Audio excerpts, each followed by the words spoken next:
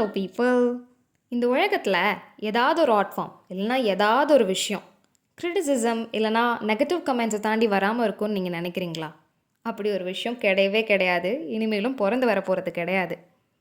நம்ம நிறைய நல்ல விஷயம் பண்ணியிருப்போம். ஆனால் நம்மளையே அறியாமல் நம்ம பண்ண அந்த சின்ன தப்பு தான் மக்களோட கண்ணுக்கு தெரியும். அவங்க என்ன சொல்லுவாங்களோ இவங்க என்ன சொல்லுவாங்களோன்னு சொல்லி நமக்கு பிடிச்ச விஷயத்த நம்ம பண்ணாமல் நம்மளை நாமளே கண்ட்ரோல் பண்ணிகிட்டு இருக்கோம்.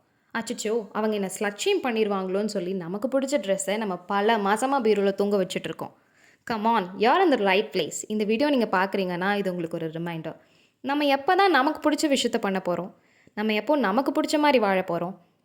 இப்போது அடுத்தவங்களோட சந்தோஷத்துக்காக நம்ம ஏதாவது பண்ணுறோன்னா அதை நம்ம யோசிக்காமல் பண்ணிடுவோம். அதே நமக்கு பிடிச்ச விஷயத்த நம்ம பண்ணுறோன்னா அது எவ்வளோ டைம் நம்ம யோசிச்சு எவ்வளோ பெருசாக்க முடியுமோ அவ்வளோ பெருசாக்கி ஒரு 1000 டைம் யோசிச்சிருப்போம். இந்த மாதிரி நம்மளை கிரிட்டிசைஸ் பண்ணுறவங்கலாம் நம்ம பில்ஸை வந்து அவங்க கட்ட போகிறாங்களா? கிடையாதுல்ல.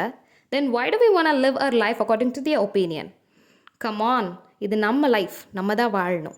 அவ்வளோதான் people. Bye, see you in another video.